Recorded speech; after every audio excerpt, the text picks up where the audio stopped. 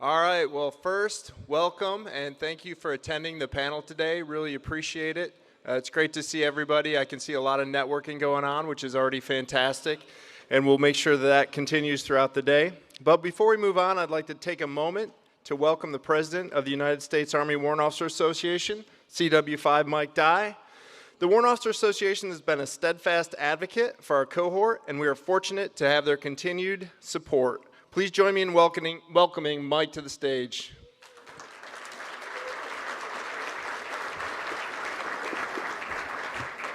Thanks, Aaron. Good morning, everyone. It's a pleasure to be here. Thank you, first of all, to AUSA, our partner, for allowing us to participate in this breakfast. We've been having these warrant officer breakfasts and WOPDs now for the last several years, and I think we're seeing a continuing growing audience. First of all, I can ask, where are the company grade warrant officers? If you're a company grade warrant officer, please raise your hand. All right, everybody look around and see that. I like to say this. So these events are awesome for us as senior leaders, right? We go back to our units, we're participating, we're hearing from our general officers, our senior army leaders, right? But the folks that are going to be leading us in the next fight and down the road in the years to come are these young warrant officers, right? So we need to do everything we can to make sure that we bring them, we share the information that's put out here, and prepare them for what they're going to be facing when we all decide to take the uniform off. All right, cool. All right, so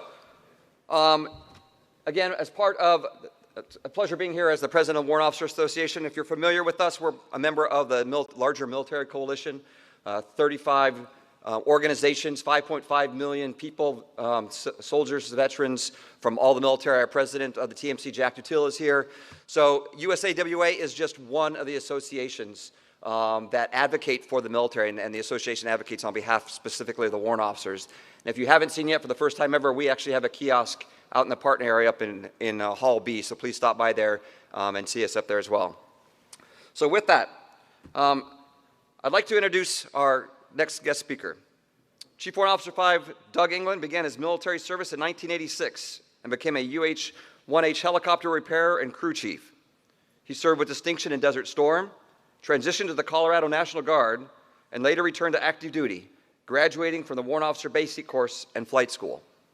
CW5 England's career highlights include serving with the 160th Special Operations Aviation Regiment Airborne and as the Senior Warrant Officer Advisor to the Secretary of the Army for Talent Management. Over his career, he logged more than 7,000 flight hours and 34 combat tours, executing over 2,500 missions in support of the global war on terrorism. Since retiring, CW5 England has pursued public service and now works for Bell Textron as a regional representative at Fort Campbell. He holds a bachelor's degree in aviation management and is a highly decorated, including 2 Silver Stars and 3 Distinguished Flying Cross medals. CW5 England and his wife Christina have been married for 33 years and are proud parents and grandparents. At this time, I'd like to introduce Doug England.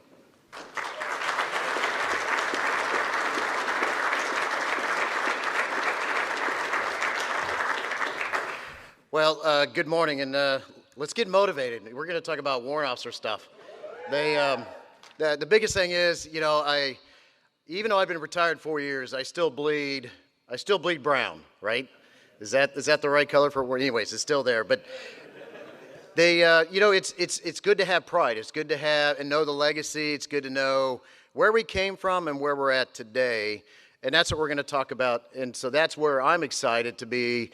Thanks to Phyllis Wilson and Paving the Path, being on the board of directors for AUSA, there's a warrant officer that sits on the executive board of AUSA to help kind of shape where things go for AUSA, and our first in-person meeting is this December. I do have the honor of being on the Chief Staff of the Army's Retiree Council to bring up what warrant officer issues and challenges for retention, retirement, those things. So I'll be working in unison with the 3 leaders up here to help express that to our senior leadership. But I do want to, before we get into the panel, I want to emphasize the external, the outside view looking into the warrant officer cohort. It's amazing the technical expertise that is viewed from industry, that's viewed from the public, and how valuable the warrant officer profession is, and how well sought after the warrant officers are for industry. You have no idea how marketable you are because you are experts within experts, and you are a profession within a profession of soldiers. So you should pat yourself on the back. But they, with the initiatives of Chief of Staff of the Army, starting with transformation. Transformation means, in this case, for the discussion now, is policy. I cannot express and what we've witnessed, the sensitivity of Compo 1 changes, Compo 2 changes, how they cross-pollinate when it comes to federal recognition, all that. So keep that in mind, that it is a very difficult task to solve. You have policy and you have law, and these three well-esteemed leaders up here are going to answer a lot of those questions. But before we get into it, I do want to introduce, we do have the first Chief Warrant Officer of the Army, which is a feat in itself, to get a position on with the Chief of Staff of the Army, the Sergeant Major of the Army, to start growing in that position. So Aaron Anderson, congratulations, being the first Chief Warrant Officer of the Army. And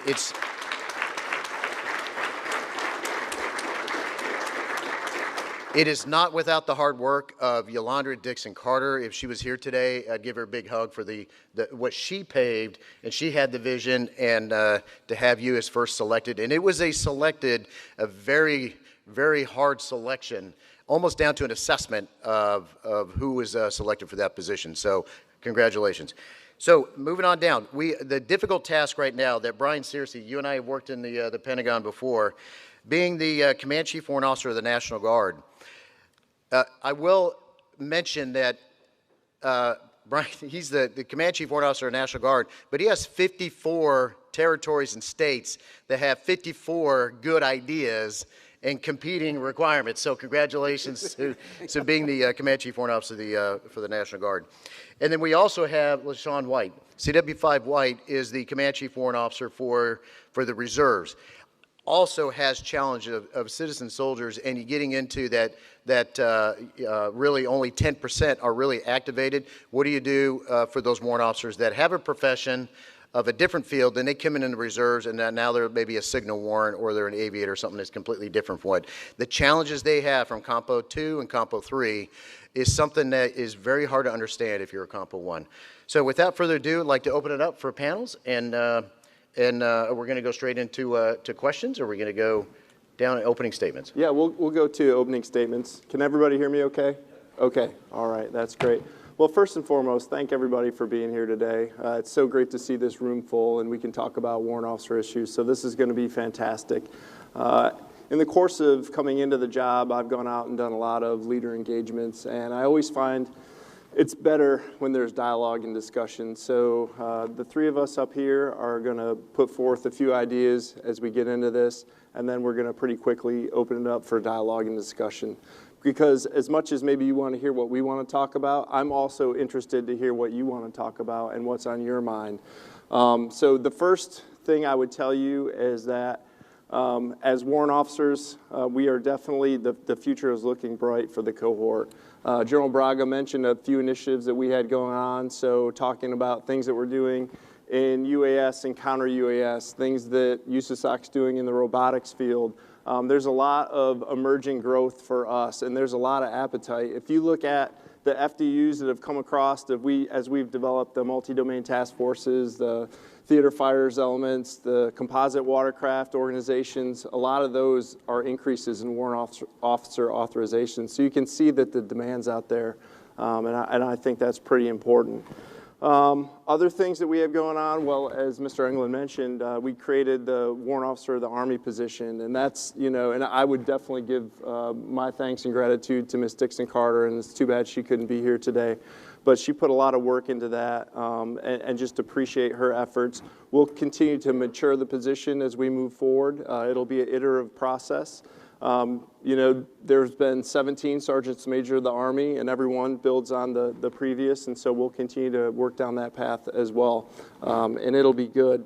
So really appreciative for that. I think as the Chief sees the position, obviously we're going to use the position to take care of the cohort, but also looking at Army problems and then solving Army problems through a warrant officer lens. So we have a little bit different lens than maybe they've seen before up in the front office, and we'll continue to pursue that pathway and try to generate good options for the Army senior leaders. So I think that'll be good. Other areas that we continue to move on are CW5 management. So on the Compo 1 side of the house, I think we are in a pretty good spot with taking our CW5s out of the AIM-2 process and having them managed by BOD. I would say 70% of the cohort is already doing that or is moving in that direction, so I think that's a good thing. I would say we still have a little bit of a challenge managing our O11 alpha authorizations on the Compo 1 side, and so more work will be done there. I think we'll talk about that as we go into the next panel, so I'm not going to dwell on that, but more work to be done there. So, you know, looking at things that we're doing across the Army in terms of the Chief's priorities, so if you're not tracking the priorities, so warfighting, delivering combat-ready formations, continuous transformation, and then steward-in profession. So those are kind of the bins and the focus areas for the Army. And underneath each of those bins, there's a warrant officer role in all of that as integrators. So if you look at the transformation and contact brigades or the TIC brigades that have been established, so 3rd 10th Mountain, 2nd of the 25th, and then 2nd Brigade of the 101st, those are TIC brigades. There's a lot going on there. So things in the UAS, counter-UAS world where we're looking at transformation, doing things differently, looking at integrating EW into that piece. And if you're not tracking, 2nd and the 101st has developed a multifunction reconnaissance company to kind of bind all those things and bring them together. And it's really powerful. We learned a lot of lessons when they did their latest JRTC rotation. A lot going on there, and warrant officers are all part of that. So pretty powerful. Other areas that I've seen recently, looking at things that we're doing in the area of advanced manufacturing. If you're not tracking, that's really 3D printing. But there's additive and subtractive manufacturing. Warrant officers playing a key role there, both at the tactical edge and then looking at what we can do in a garrison environment. So that's really good. Some of the areas that we've worked on in the past that still need a little bit of attention, I would tell you from about 2016 to 2019, we were assessing on the Compo 1 side for a different force structure. We were very much tailored to coin. We probably shorted ourselves a little bit. We've done a lot moving forward to get after that problem. And I'd like to recognize CW4 Camp Fry over there with the Warrant Officer Recruiting Company. Over the last 3 years, we've made our mission minus a handful every year. And this year we made 100% of mission minus 180 Alpha and 351 Yankee. And that's a very unique MOS. And the 180 Alphas are kind of internally recruited. So hats off. And if we could give a round of applause to Chief Fry and the team. So job really well done. I know that you'll have an opportunity to speak in a little while here and look forward to hearing what you have to say. I think it's going to be great, but it's important that we maintain those accessions numbers to keep the cohort healthy. So really good there. The other thing, if you listen to the Secretary's speech carefully yesterday, she talked about stability. And one of the things that I hear every time that I go out is stability and quality of life are more important than monetary compensation when it comes to retaining warrant officers. So specifically talking to our W3s and W4s. And so we are working with G1D and PM to really get after some tangible things that we can do to provide that stability. You know, yesterday it was mentioned maybe going from a 3-year movement cycle to a 5-year movement cycle. Maybe there's some of that. Working with Chief Lawrence and the Talent Innovation Division, I think there's some other options on the table there. And so we'll continue to pursue those options. But as for the cohort, what I just ask from you is continue to be innovative, continue to be visionary, continue to focus on your area. I would say your point of view and your voice matters. For warrant officers, if we want to sit at the table, we always have to be present. And so do that. Be present. Provide those options. Provide that menu of options to the leadership and continue to drive us down the road of transformation. So really important. Now, before we go to these two gentlemen to my right and left, as General Braga mentioned as well, you know, we're up here as all 3 compos, as a joint Army, and that's how we're going to fight. We're never going to fight again as just Compo 1 or Compo 2 or Compo 3. So it was really important for me to have these gentlemen up here with me so we can cover all the bases on all three compos. And I look forward to the dialogue and discussion. I think in the interest of time, I'll kind of cap it there. And what I'd like to do is turn it over to CW5 Brian Searcy from Army National Guard. Brian. Hey, thank you, Aaron. Hey, good morning, everybody. I'm grateful to be here. Hey, Doug, the advantage of having 54 different armies is I get 54 different ideas, and some of those ideas are really, really good. One of those ideas I'll focus on just real quick is the Warrant Officer Candidate Session Program. So when we initiated that a few years ago, when some of the states down in Region 3, like Chief Jolly, let's see, going way back, Mississippi, prior to you, Doug, or Chief Dukes. Tommy Smith. So, you know, when I first saw that thing, I didn't know what to think about it for sure. But hey, let me tell you what our numbers are this year. So the National Guard's mission this year was 840 to assess 840 warrant officers. The Army National Guard this year assessed 960 warrant officers, and that doesn't count the 20 additional warrant officers that the 54 slow rolled and rolled into this year. But anyway, but still good job. 960, we've never got that in the Army National Guard, so I'm super happy about that. And I attribute that to that Warrant Officer Candidate Session Program. It seems like the organizations that are implementing that program tend to assess a third more warrant officers a year than those that don't. And what that does is it gets people ready to improve their GT scores. It helps them put their packets together. So what we found in the past is we'd have soldiers going to their drill weekend, and they would tell their training NCO or their readiness NCO, hey, I want to become a warrant officer. And these are M-Day soldiers, right? And this training NCO and readiness NCO says, hey, get to me during the week, right? And then we'll help you put your packet. Soldier goes home, and nothing happens that month. And then the next month they come back. And so what we decided to do is come up with a program where when we identified somebody that wanted to be a warrant officer, we could split them out, send them to that organization, and have them start getting ready. And what we do is we take our W1s that have just got done with Warrant Officer Candidate School, who haven't went to WOBC, and we have those individuals mentor those new warrant officers. So it doesn't cost us really anything, but it helps us cross the finish line to get those warrant officers assessed. Anyway, thank you, 54. Good job, great session. Again, warrant officer end strength continues to grow across all three compos. Although we made that headwind in Compo 2, again, we grew another, as soon as September 1st rolled around, we increased in end strength another 107 warrant officers, and then next FY we'll assess another 56. So we're starting to flat out a little bit, but we got to be somewhere around 1,000 accessions a year to close that gap and get to 100%. And it's just not, it's all three compos, you know, 200 plus warrant officers that we've been growing a year since 2000. So warrant officer, especially technical end strength, continues to grow, and in the foreseeable future it will, so we need to keep our foot on the gas pedal. The Army National Guard has a new director, Lieutenant General John Stubbs. He's full of energy. All of his lines of effort are nested with that of the Chief of Staff of the Army, those of warfighting, delivering combat-ready formations, transformation in combat, and profession of the arms. And what General Stubbs says, he adds to all those, ready for combat, ready for combat, ready for combat, and ready for combat. So, you know, as we progress, I'm excited to have a new director. He's full of energy. I'm grateful to have Aaron with us, and also LaShawn. You know, we talk regularly. We're advocating for you. We're not disconnected at all. So I want to know that we're here for all of your issues, just not one compo. Thanks. That's all I have. All right. Good morning. Can you hear me? So first thing I want to start off by saying is like Brian said, we're connected. We're always engaged. We're always talking to each other, and we're always trying to find out those ideas because we can't do it alone. And we've learned that over the years.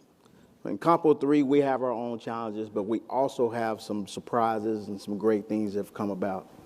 So we have a new leadership, new CSM. We have a new commander, and our commander is just as fiery as the National Guard's new commander. So there are things that they have in common.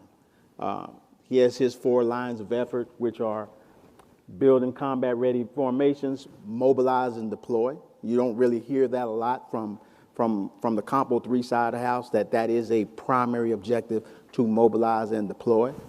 but also to adapt and transform and to take care of our families. That is one of his key initiatives, to take care of our families. So when I align my 4 objectives, I put them out there as my 4 Bs. One is to be visible. Because as warrant officers, we have to learn, if we want to grow new warrant officers, we have to be visible. And we find that as a challenge sometimes. Sometimes we're so integrated in our work that we don't take the time to step out and to train those new people that could come behind us. And when we're talking about our reserve formations, you know, it's hard to get in front of everybody at one time. We're talking drill weekends when you have just a little bit of time. You have 2 days to make things happen. You know, unfortunately for a lot of us as senior positions, you don't have enough time to get out there and talk to every warrant or every soldier and pull them in and say, hey, I need you to do this. Because the boss wants something too. Time is valuable. But you have to find that way to be visible. Not only just be visible, you got to be engaged. Because if you're not being engaged and you're not taking that seat at the table, someone's going to take it from you. It's happening every day. We see it all the time. And it's not just during drill weekend for Compo 3 or Compo 2. It's getting on those meetings that you don't want to get on. Those Wednesday night meetings, those Thursday night meetings. Sometimes you have to get engaged in a way that's going to take time off your plate. You may have to put in a 1380 for points. You may get paid. You may get reimbursed. And sometimes you won't. But when you put on this rank and you put on that position of authority, whether it's the senior supply warrant or the senior maintenance warrant, you're putting in a position of authority where people are looking up to you. People are really looking up to you, and they're counting on everything that you do. Next is to be family oriented. We can't do this without our families. Doesn't matter what compo you are. If your family doesn't support you, you can't do this efficiently or effectively. You will not have the desire to do it. And sometimes you just want to just tap out. Make sure that your family is behind every idea and they are within every idea. Don't make this be about you and your supervisor's decision. Family first. It's one of General Harder's priorities. It's one of my priorities. Family first. And the last thing I ask is them to be ready. Because if you're not ready, we fail. If you as an individual have not taken the time to be ready, whether it's fitness, whether it's mental health, whether it's just being able to take some time to yourself, watch the football game, or just being with friends, something that just picks your day up and brings life back to you. If you're not ready, the formation isn't ready. So across the Army Reserve, we've seen some growth. We're right now at 79% with our warrant officer population. It's not where we want to be, but, you know, we're at 35, 75 as of yesterday. And that fluctuates 5 to 10 each day. We want to make sure that the numbers keep going in. Whatever we can keep in, we know we're going to have people retire. We know we're going to have people say, hey, it's time to do something else in life, and there's nothing wrong with that. But what we really want to do is make sure that our middle management, that we're still growing our middle management. And that's what one of the problems we're not seeing. You know, how do we keep our 2s and our W3s engaged enough to make W4 and W5? So we've looked at new initiatives across the Army Reserve and across the other compos as well that we hope that will engage people and help them out and want to inspire them to continue service. Our E5 and 5 initiative, it has done well in building our NCO population from our E5s and E6s. We set around 90% in those categories. Unfortunately, we also sit at 61% in our E7s. We sit at 70% in our E9s. Now we're at 91% in our E8s, so hopefully we'll spread it out and we can bring some of those E5s and E6s along the way. So the same pool that we're recruiting from as warrant officers, our senior NCOs are recruiting from as well. So I don't see that as a challenge as long as we continue to grow and our recruiting efforts continue. But other than that, it's a great Army. It's a great Army day. And I'm proud to serve with you. Thank you. Awesome.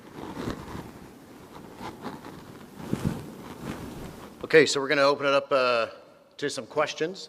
and kind of keep it at policy level. But if it's a branch issue, try to keep it at a branch issue. We're looking at a holistic, Army big picture look. So if there's like some technical things that like you want to bring up, maybe we kind of keep those sidebar. But what are your questions right now? And calling on, so in no order, do we have questions out there you want to get some answers to?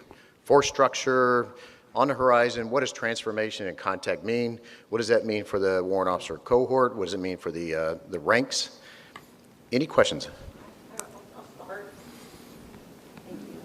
Hi, CW5, Deanna Hughes, CCWO for Army Medical Command. So, as you know, I've started 2 CCWO positions. We have several other individuals in the audience who have also started CCWO positions and are sitting in that position. When I was writing the white paper for this last position, it was interesting to me to see how really Compo 2 led the way with that, with all of their state CCWOs, and then Compo 3 really embraced the CCWOs, and then Compo 1, with the exception of aviation and special forces, was a little bit slow, and medical especially slow, as we just got ours in the last couple of years.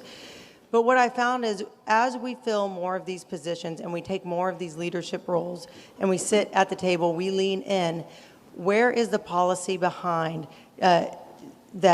behind what we're doing to indicate where our authority lies, our responsibilities lie, and just even down to the protocol? Is that something the 3 of you are working together to build that policy now, to show what does that mean with that MILPER message that we're part of the command team, and how will that be codified?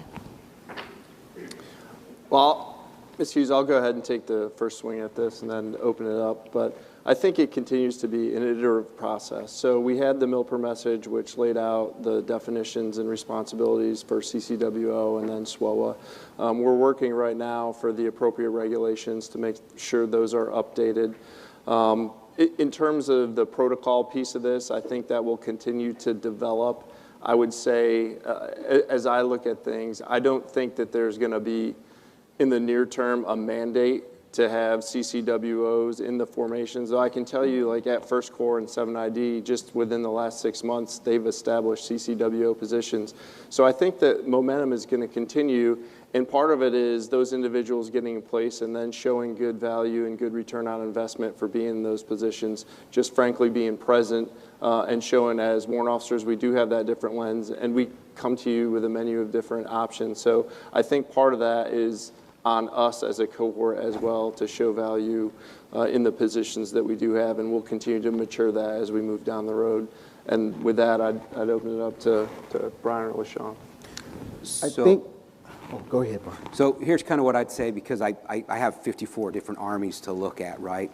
And here's what's going to be really important for you and all those new CCWOs.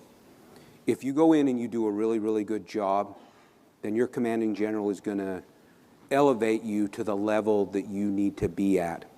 If you don't do such a good job, then the person that has to replace you has a lot of making up to do.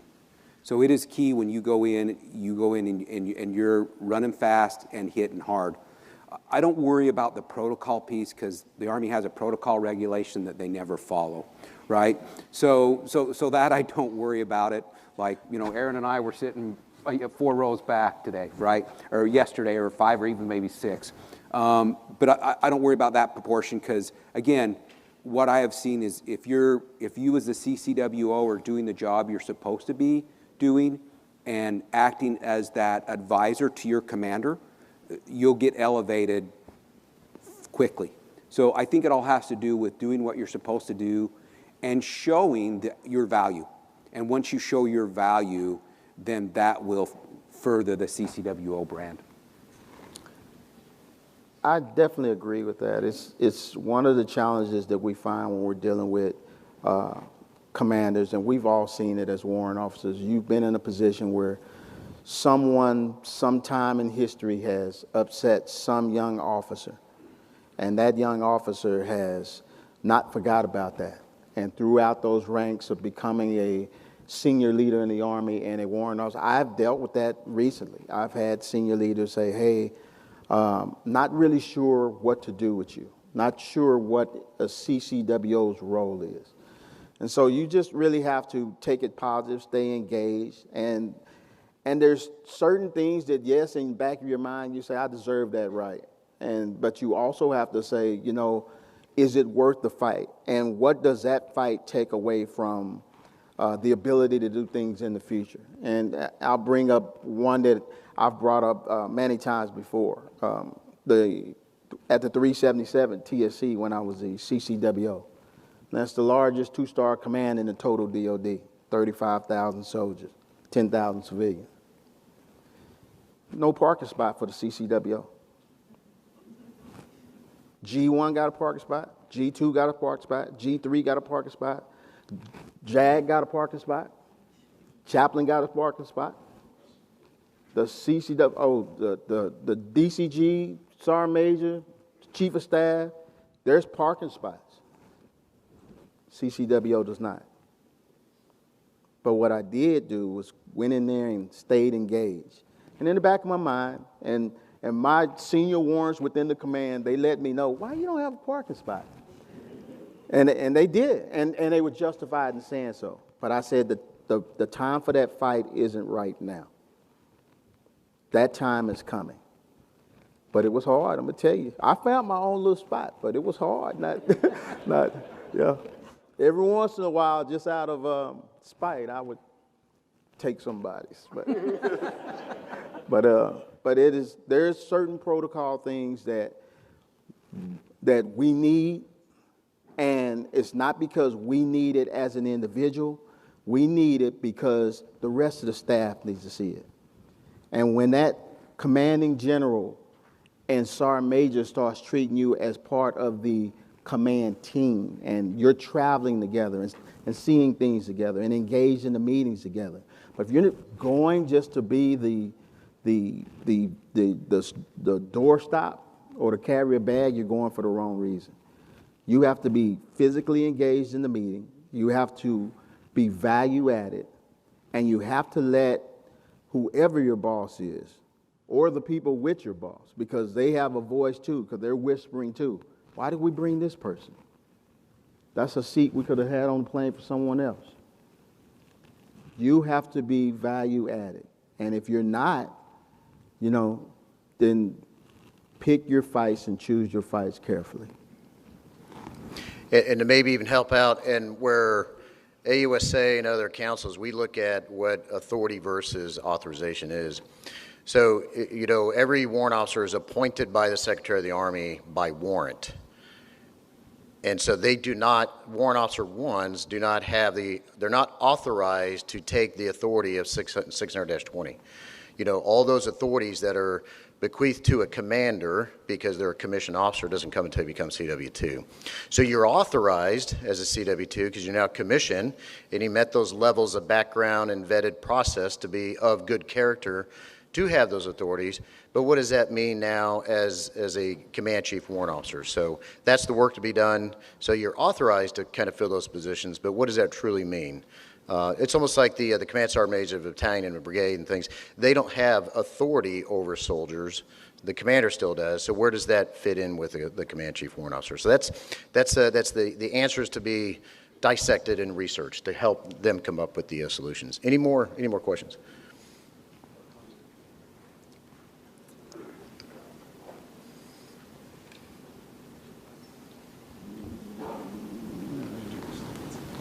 Okay. Those that don't know me, CW5 Finney, the Command Chief Warrant Officer at USASOC. When I was the commandant at our Warrant Officer Institute, a guy named Pat Nelligan came knocking on my door. And CW5 Nelligan, he asked me, he said, hey, so I'm looking at developing my senior warrant officers in the reserve to be CCWOs. Like, where did you learn to be a CCWO? And I had to stop and think about it. I'm like, well, I was just developed over time by the guys that were ahead of me. So I think we're getting there. Some of you might have some comments or ideas for the group on how to do that, but I was recently out at Fort Huachuca with Mr. Davis, spoke to a bunch of MI warrant officers, and the question came up when I talked about leadership. It's like, okay, well, how are we leaders but still technical experts in our career field? And I think it's just that mindset of, hey, when you're W1, W2, you're a technical expert in your career field. You're focused on being a doer. But then we need to get our warrant officers in the mindset of like, okay, now as I become a W3, junior W4, I'm kind of understanding how my technical expertise then integrates into the larger processes. And then as I become a W4, W5, now I'm more of an innovator, but I'm still a leader. I'm still a leader, but I'm still focused on my technical expertise, but that changes over time of what that focus is of your technical expertise. And that's the way we're going to develop these warrant officers to be future CCWOs in the future. So maybe I'll have some comments or ideas on that. Those are great comments and thoughts, and appreciate you standing up and mentioning that. I would say as we look at our warrant officer PME continuum, we've recently modernized that, and at this point I think we have irreversible momentum on the PME continuum, which is good, and part of that continuum is a warrant officer master course for our nominative W5. So I think we still have a little bit of work to do in figuring out what exactly nominative means, because I think it means some different things to different people at this point, but we'll work on that and we'll get that figured out. And once we hash out the nominative piece of that, we'll get them to the warrant officer master course, which right now is tied in with the pre-command course or the commander's core course that they do out at Fort Leavenworth, Kansas. So we're heading in that direction. I think if we had additional money and additional resources, maybe we could do more. I think on the NCO side of the house, they have a senior leader course. They have SLC and MLC, I think. There's a course out at Leavenworth that's really good, where they're bringing in folks from industry, folks who are internal to DOD and other places, and kind of getting them spun up. I wouldn't say it's like how the Army runs, but it's a really good polishing course. So I think we need to continue to look at options like that.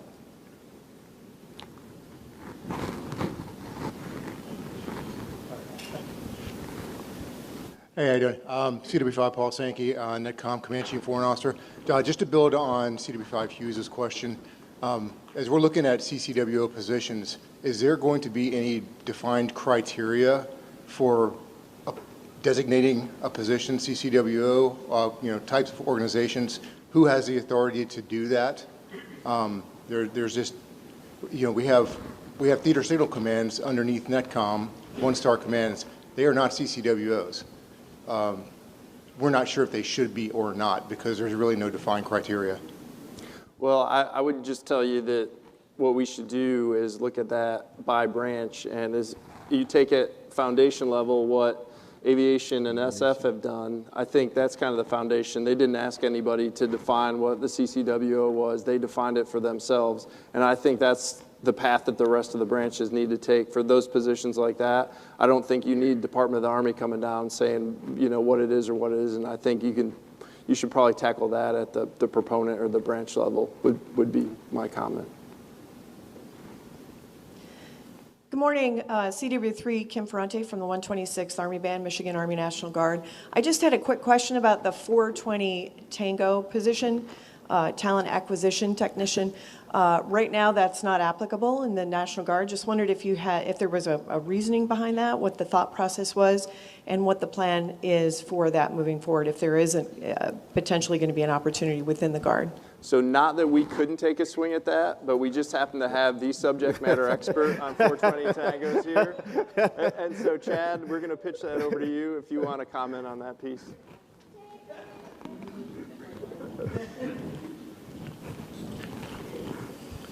Thank you, sir.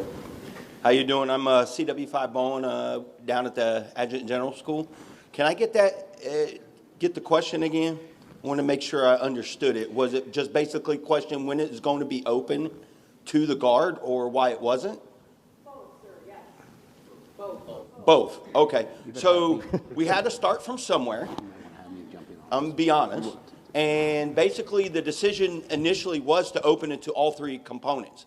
But because we were doing it so quickly, leadership from all the components were a little hesitant because we weren't sure how one was going to be developed, the authorizations, the training, the money behind it, right, and the bill payers. So we took it slow. We wasn't sure about Compo 2 and Compo 3 yet, so we started with Compo 1. And if you've recently looked, we have now opened it up now to Compo 3. So Compo 2 obviously was the thought process behind why we're waiting is because the model you have already is already what we're trying to get to. because that individual already is a retention, recruiting, and attrition, right? So that model already, you already kind of have, and there's some little differences in the guard than we have the other components. So once we figure Compo 2 out, Compo 1 and Compo 3 out, then we'll have to start putting together some teams to figure out how do we bring in Compo 2 into this process, because it's a little different in each one. Did I? Yeah, I think that's good, Chad, and then we'll go over to Mr. Searcy because he had a comment. Hey, look, here's the deal. The recruiting and retention battalions within the 54 are pretty robust organizations, right? And they have that whole marketing cell, and they have some senior NCOs that are doing, senior NCOs and whole teams that are doing things and the market analysis that the 420 talent acquisition technician would be doing. Look, I am not willing right now to take 011 alpha positions and convert those to 420 tangos. And the reason why is I don't want to take and make a new warrant officer and say, hey, you are going to live in Draper, Utah, or you're going to work in Draper, Utah for the next 20 years in the recruiting and retention battalion with no opportunity to move everywhere. Because remember, the 54, we have borders all the way around our states. And so if I make a 420 tango in the organization, I've got to figure out how to manage that 420 tango for 20 years. So we're being very, very cautious about the way we do this. Now, that being said, am I willing to send maybe some of my, we all know we have like 2 or 3 warrants in our recruiting and retention battalions because they're doing the warrant officer recruiting, they're doing the specialty branch, some of them are even budget officers. I mean, so we've got a lot of warrants in our recruiting and retention battalions. But I'm going to be very slow to do that and watch and let the Army learn just like they watched us during IPSA, right? So I'm gonna let them own this one this time, right? We don't have to take one for the team all the time. You did go there. Yeah, right? I did, right?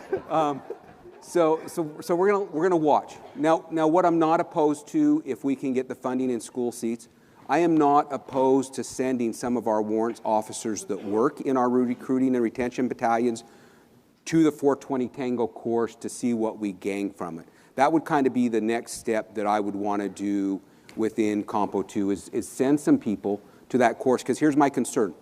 If we don't make sure in Compo 2 that we have a touch point with the 420 Tango MOS, we're going to quickly lose ground because we're not going to know what they're doing in the market. Right, so that's kind of where I'm a wait and see, but let's probably send somebody but not change their MOS. Does that make sense? It may be well known. It's well known for these 3 individuals and others that work in Pentagon, but there's a difference between Title 10 and Title 32 authority. So the reason why Compo 1 and Compo 3 seem to be in unison first for something new like this, it's one law, one policy that affects both. Then it has to go to a PPOM, then it has to affect Title 32. And there is only one regulation out there that's specific for warrant officers, and it only resides in Compo 2. So that's also, those are those layers that maybe kind of help some of the reasons why there's a delay for Compo 2. So I will add that, even though we have started the slow train on Compo 3, we have our challenges as well with moving the 420 Tango. So I had to take a sneak peek with Mr. Bourne this morning, and he said, we have about 200 applicants out there, but commanders are concerned as well, because they're like, what warrant am I going to lose, or what MOS am I going to lose, and what bill payer? I mean, we have some critical shortages in Compo 3 when it comes to warrant officers that might be, the gateway, the avenue for some of them to get out of those critical MOS. Our 890s, they're deploying every 2 years. You just can't find ammo techs. They're just not hanging out on the block. And so we don't want them hanging out on the block either.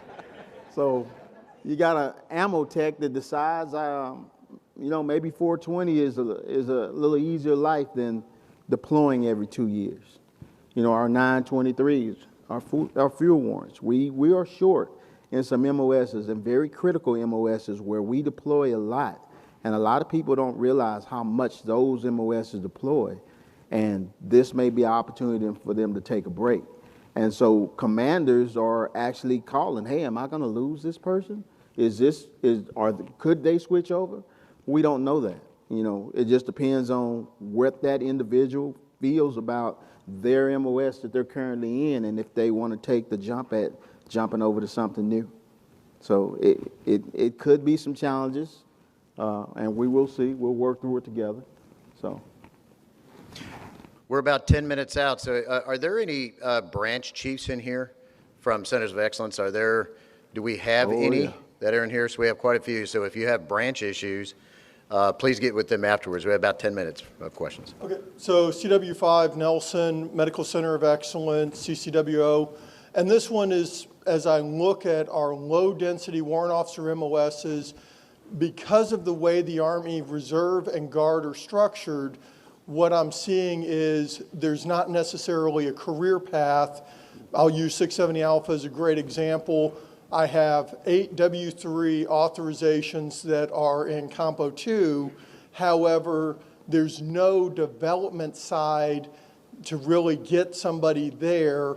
And it's the same concept in other MOSs where if you're more combat support or more combat service support centric. Has there been any work with Congress or anybody understanding the Title 10, Title 32 to create cross paths where somebody can start in the reserves or in the Guard where there's a lot of authorizations, move over and fill the other side and then move back, because otherwise you have career fields that essentially are not, there's no start, no end for them. And so that's part of where I think we run into retention and recruiting issues if you have to start at one level, and that's basically going back to kind of the 420 conversation. So how do you create a 20-year path in an MOS that's probably 1 to 2 deep within a state or within the Guard structure? That is a great question, and kind of one of the areas that I'm going to have to look to solve that because of the way medical is within the National Guard is I'm going to have to look more at, I would say, our MedCom or our MedDet TDAs. I just became aware of this when I was down visiting you, 30 days ago, so I haven't had a lot of time to look at it. But I think probably where we do this is we're going to have to put some of those feeder MOSs in our MedDet TDA. Now, that will help alleviate another problem we're having in our MedDet TDAs as not having equipment to standard or not even having the right equipment. So as I look through command plan and as I work with our force management branch, and I expect you to give me some more data on this in an email, I would expect that within those MedDets, we're going to have to build some of those feeder MOSs within our TDAs, within our MedDet detachments, and that's probably the only avenue that we're going to have to build those people, because really a lot of the medical requirements reside in Compo 3, not necessarily Compo 2, right? So that's probably the only avenue is to work through the TDAs that I have to build some of those feeder MOSs. And the one thing I would point out is I use medical as an example. However, there's a lot of other MOSs that have a similar problem from kind of playing in other methods. Correct. We see the same thing with our 270s, all those low density MOSs. There's not. But again, most of the upward ability of those are going to reside within the TDA within the state. Yep. We're going to have another professional development tomorrow, and it's going to dig really deep into some of the talent management and some of the other, below the top level decision making and policy. So any more questions on higher level policies that's at the Chief of Staff, the Guard Bureau, and OCAR, and at that level, what are some questions? And then... Good morning, gentlemen. Yes, I'll hand it to you, so I got you. Good morning, gentlemen. Please share your experiences on leveraging commissioned officers as well as other decision makers and policy writers in modernizing the warrant officer force. We have been attending these meetings and hearing all these great ideas for years now, and it seems that they're not getting anywhere.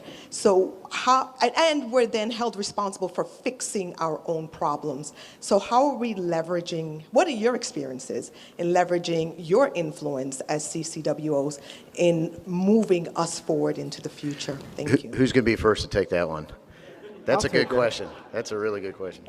I'll take that. You know, and you know, you don't know whether to say Dr. Sanchez or Chief Sanchez, Dr. Chief Sanchez, Dr. CW5 Sanchez. I would say that in one of the things that we've done is make sure that the leadership knows that that we are, one, trying to better the program and make sure that we get something out there ahead of them that they can understand. So, you know, I want to give props to Miss Wilson. Miss Phyllis Wilson, as you know, is a former CCWO of the Army Reserve, and what she did while she was the CCWO, she created a CCWO handbook. Few years later, Mr. Nelligan, who was also CCW of the Army Reserve, he adjusted the CCWO handbook, bringing it up to staff level and letting them go into it. So I have a handbook that now I have to put some additions to it and talk to the command about and make sure that what they want, and some things that they don't want to hear, but what we believe as warrant officers, as CCWOs, or something that we can use as a tool. It's not a one-size-fits-all, but it is a tool that the CCWOs before me have put together and said, hey, look, if I have to leave something behind, this is something that I can leave out there that will assist us in our OCAR / Army Reserve population of what we need to do and how we need to get things right. Now, we've begun a CCWO orientation course within the Army Reserve, and it is open to Compo 1 and 2. Some people in this room have actually attended it. It's nothing out, it's not formal, but it is something that we have people from HRC come in, we have people from our G1 come in. It's just something, tools that you can use if you're in a leadership position or a CCWO position or wanting to be a CCWO, that you can come in and say, you know what, hey, look, if I had to do this again, if I had to start it again, what would I do better? The teacher's policy, protocol comes in and talks. Our 357 comes in and talks, and it tells about these are the policies that you need in place in order to make change as a warrant officer within, you know, your organization, whether it's the 1-star level, 2-star level, but these are some of the things that you need to know in order to affect change when talking to your GO.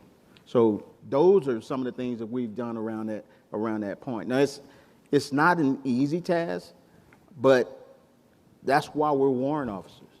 You have to have that confidence to walk in the room and say, hey, this is what I am looking at, and this is where I think you, sir, or you, ma'am, should look at, because these are the challenges that we face across the board, and you need to know that they're happening.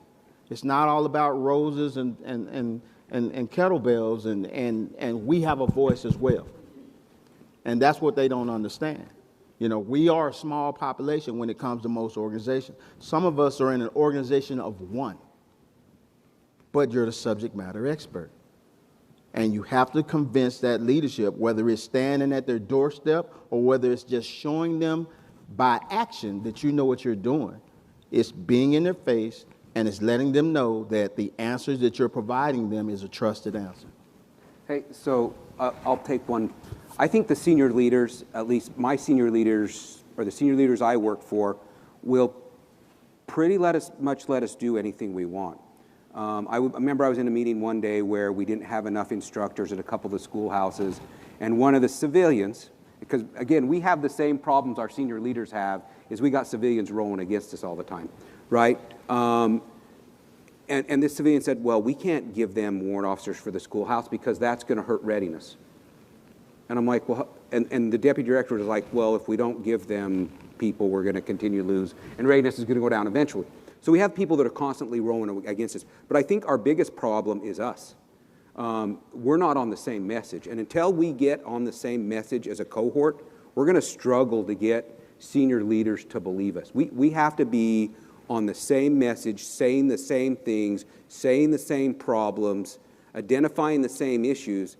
Because, you know, if we've got, like, if you add in all the 54 and all the centers of excellence, and we're all saying different things to our 2-stars, because most of us all report to 2-stars, some of us 3-stars. Actually, a lot of us report to 3-stars too, probably half and half, right? and maybe 1 to a 4-star, right? So, or 2, anyway. So we have got to make sure we're on message. So look, when Aaron puts stuff out saying, hey, this is the direction that we're going, and we all vote say this is the direction we're going, we need to be very, very careful to undermine our own team. So I would just kind of put that out there. We can do whatever we want as long as we are working together. But if we're not working together, we're going to continue the way we have been in the past. That's good. I don't have anything additional to add to that, but just in the interest of time, if we could go over to Mr. Taylor, and then we'll wrap it up with closing comments. Thanks for the opportunity. So CW5 Danny Taylor, CASCOM, and Sustainment Center of Excellence at Fort Gregg Adams. So about 3 years ago, there was an Army directive that came out that was pushed by the Army Talent Management Task Force, now Talent Innovation Directorate, that allowed a regular Army warrant officer to retire and transition into the Guard and the Reserve. And there was a subsequent PPOM that was published by National Guard Bureau. Interested in, are we seeing or have we seen gains from that program from into the Guard and the Reserve to help boost our numbers for certain MOSs, whether in this 54 states and territories or on the Compo 3 side? So just curious to hear your thoughts. Thanks. I have one potential applicant. So yes. I will tell you that it has been a challenge, and where that has been a challenge is a lot of people who retire from active duty. One, they don't want to give up pay for drill pay, and that has been the biggest thing, to actually stop pay, drill pay, and then come back. The one that is a potential candidate right now wants to continue flying. So they're getting ready to retire from active duty as a pilot, and there's a potential to continue flying in the Army Reserve. So they love flying, so they don't mind giving up that active duty pay. And I think that's one of the things that have to go back and look at budget Congress and say, do we really have to take away pay or stop pay? Because I think that's our biggest roadblock right there. Everything looked smooth across the table until it was, you have to stop your retirement pay in order to get that drill pay. And that has been the biggest roadblock. I've received lots of inquiries. A lot of people have said, you know what, this is something I really want to continue serving. But it has come down to every last one of them that I've talked to. I really have to stop my retirement pay. Not sure if I really want to do that. Oh, and then I got to stop my VA pay, because a lot of our retirees have a nice little VA check coming in, and to have to give that up for a drill pay, that is some of the stuff that that's a big challenge for us when it comes to that program. The program is out there. And we are coming short on our time, but that authorization was only for Compo 2. So we could talk more about that, and we have Tennessee here. That was the first state to adopt that, and it was really, you can't go to a reserve Title 10. You can only go to a Title 32 status and maintain your retirement pay. Yeah. So Doug, Danny, to answer your question, we've assessed three retirees, one SF, one aviation. I can't remember what the flavor of the other one is. The aviator that we assessed does not collect VA or does not collect pay because he doesn't want to forego his VA or his paycheck, but his side hustle is he's an IP, a GS-13 IP in the California National Guard. So he's content just to collect his GS paycheck and then forego getting drill pay. Okay, closing comments. We're right at our time. Starting, we'll just go backwards. Compo 3, 2, then 1. I think the one thing I just want to leave to the team is we are a team, and we have to work together. And if we don't show a united front as warrant officers, then they will separate us. And when I say they, it can be any entity. I'm not just talking about our leaders that we work for. Any entity will separate us. We're already a small population, and we have to learn that we are unique. We have to reach out to each other. And don't step on anyone else's footsteps. If you have a CW2 out there that's the fuel warrant, don't be afraid to call them just because you're a CW5. If you're not the subject matter expert, please reach out to the person that is. You know, it builds relationships and it shows confidence in those younger warrants that they are needed and trusted as well. And if you try to steal that thunder across the board, we're going to kill our population. And you're going to be the last CW5 of your organization.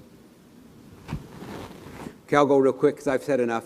Hey, I am grateful for all of your service. I appreciate you all being here. Hey, this room is full, so give yourself all a hand, right? And then the last thing I'll say is, hey, we always like to say that our W-1s and W-2s are our greatest recruiters, but you are also our greatest recruiters because when you're talking, you have access to soldiers and NCOs, and so always take the opportunity to ask the enlisted to become warrant officers. Never pass up the opportunity because they respect you, they respect the rank, so every person a recruiter. Thanks. And a quick correction, Compo All, not Compo 1, as the Chief Warrant Officer of the Army. Exactly. Well, first of all, thank you everybody for being here today. It's really powerful to look across the room and see everybody in here who's been asking really good, intelligent questions and who's, I think, focused in a lot of right areas. As you go through the rest of the AUSA events, I would just ask you to think about the 4 focus areas that we've established for the Army. So warfighting, building combat-ready formations, continuous transformation, and then stewarding the profession, and see where you, inside your own organization or formation, fit into that and the things that you can do to help us transform as an Army. The power of the Warrant Officer cohort is, it's transformative, and so just continue to dig in your area and look for those ways where we can continue to get better. I wanted to take this opportunity to scan across the room and look at everybody in the eyeball and say thank you for what you do on a daily basis. It's noticed at the department level. We're out there getting after it, so thank you for what you do. Thank you for your families and for them allowing you to continue to serve. Really appreciated. And with that, I think we'll close it up and back over to you. That concludes today's session. We're going to have another session tomorrow at 10 o'clock. It's with Headquarters DAG1, Talent Management, the MICOE, 011 billets, Alpha billets, PME, and we're going to talk about the Warrant Officer career, or the Commander. Okay. And if you can't stay until 10:15, we're actually going to reconvene. For that portion of it, we're moving it to today instead of tomorrow. So stick around. So 10:15, we'll reconvene.